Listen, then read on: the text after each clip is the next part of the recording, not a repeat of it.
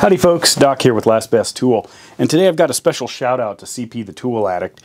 Exactly 1 year ago, on March 10th, 2020, CP did a kind of a quick review of the Mac Pocket Pry Bar set, which was really cool, and ever since then I've kind of wanted a set. I immediately looked online, because I don't know where the Mac dealer, nearest city that has a Mac dealer is, and they were sold out, probably because of his video. And I decided maybe I could make one. I kind of had that idea rolling around in my head for quite a while, but as you recall, about that time last year is when basically the world turned upside down, and I didn't get to a lot of the projects I wanted because I couldn't get the hard materials. Anyway, and the other day I was doing a video on kind of stubby tools that I was making myself, and I thought, when I came across this snap-on screwdriver used, I thought that would be a good pry bar, a good place to start. Now CP's, or the Mac pry bars that CP showed us, were more in this form factor. And they had a pocket clip, and they were a little bit smaller. So this one's about a full inch in all dimensions, you know, length, etc., length of the handle, larger. But I thought close enough to start. So I decided to embark on creating my perfect little snap-on, which I wish they made, but they don't, snap-on pocket pry bar. Now, I wasn't too interested in the pocket clip because I usually break these things off anyway, and I don't hook them on anything. Maybe if they had a clip like a knife, I might do that. Actually put a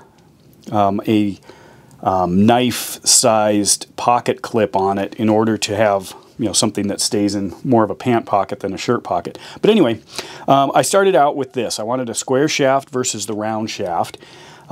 This one also has the new bit on it. Oftentimes I'll get these replaced, and you know, they replace them once, and then usually the second time the handle breaks. So I knew these handles were pretty fragile, so I had to be careful.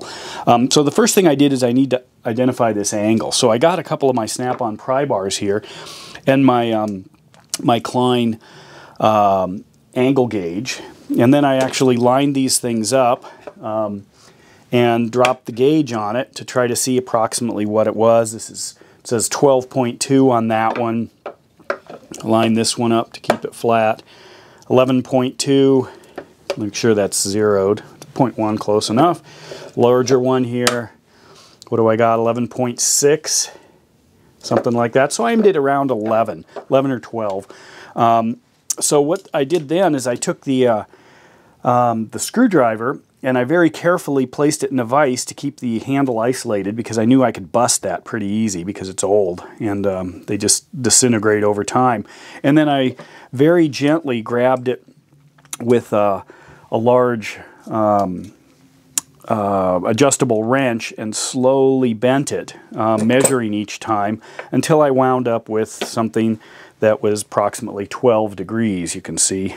11.8. So I got the bend right. The location of it is more a function of the size of the overall pry bar. It's going to be near the end. I did see a little bit of variation in the length. It's kind of more based on the size of the material, but not a big deal. So once I got that, I kind of polished it up, ground the tip. I was going to take the tip down, but I decided not to. I'm going to wait and see what happens. Once I release it in the wild, you know, maybe it'll break off, maybe not, but it's pretty stout, and this isn't a very strong system anyway. But then I might take it down. I almost flared, or ground the flare down here to make it a little straighter. You can see on these kind, it flares out quite a ways. This one flares out and comes back. I don't want to reduce the strength, so I didn't grind it down uniform. If I have trouble wedging it in places, maybe I'll do that in the future. Then I used an 80 grit flapper wheel on my Milwaukee, and kind of put a little bit of a polish on it, a little patina, which I like. I tried to use a belt sander a little bit here, but I had a 2 Corsa Diablo belt on it, and it actually took down just a hair, so I was careful. But anyway, so there it is. Then CP also mentioned something else in his video, and that was he wished it had a magnet, because CP actually has these, this is actually a pick, but it's kind of this handle, a snap-on with a little magnet on the end, and he thought, oh, that'd be a great idea. I could put a magnet on here, on his, maybe drill it and drop it in. Well, I originally tried that. I used a 1/4-inch thick neodymium magnet, and I carefully measured it, and I discovered a couple of things. One is if you're trying to compare a drill bit to a magnet diameter, and you're using a metal or a steel caliper, this thing just jumps all over. And so I pulled out my plastic one. I've had this thing forever. Comes in super handy, lightweight. I actually broke one of the tips off here. But anyway, this allowed me to work with magnets, which was kind of nice. I discovered you hang on to it, even if you've got a more precise metal one. And then what I did is I carefully drilled a power or a pilot hole in here.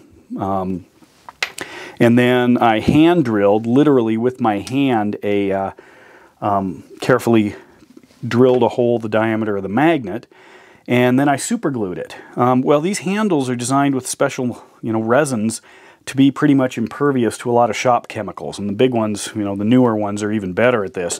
And one thing that I found it's impervious to is super glue, because I was testing it, putting it on something and pulling it off, and it yanked the magnet right out even though the super glue was dry. And I looked at it, and when I looked close, what I discovered is the super glue was stuck to the magnet no problem, but there was no real residue inside the handle, meaning the super glue never stuck to the handle.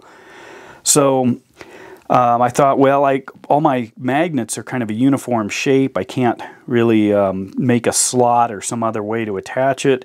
But what I could do is insert something else in the handle that I know the magnet would glue to.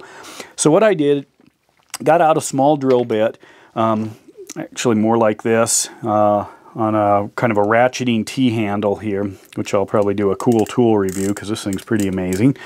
And then drilled a very small hole, and then got a screw. I had kind of a flathead screw. This is actually too big, but the idea was I put a screw down inside there, a very small one, and threaded that in carefully, and then I super glued the magnet to that screw. And then I filled the gap with silicone to keep metal particles and other junk from getting down inside there. Put the whole thing into a vise like this. And let it sit, and then whoops, I had my hand on the trigger here. There we go. Put it into a vise and actually had the whole thing sit for a day, and so far it seems to be holding. And by holding, I mean it doesn't pop out easy. It's not designed for a lot of force, but I did use a pretty big magnet. If I used a less powerful magnet, it would be easier to hold it in. But anyway, up until then, if I test it out, you can see there is, a pretty good pull on this 18-inch snap-on pry bar. So it's holding this just fine. Anyway, that was my solution to something that's been gnawing on me for an entire year. I did go on the Mac site again recently, and they're still sold out. Actually, they are sold out again. At one point, I did see that they were available, but shipping was a lot, and I thought, I really want to try to make one. I haven't ruled out making a smaller one yet either, because if I could find a square shaft, or maybe I'll try it with some of these round shafts. It'd be kind of nice to see if I could get an even smaller one, but I don't know. And I thought about trying it with the Craftsman, because Craftsman actually does still use a square shaft. The problem is this is offset. This is actually formed on the corner versus straight down the one of the sides. So this presents a little bit of a problem, but I might play with it, and it's got the little pocket clip and everything. But I really wanted a square shaft, and so now I'm going to start using it and see what happens. So thanks, CP the Tool Addict, for planting that idea in my head. And after 1 year, I finally have something very similar that I can start using. So with that, Doc out.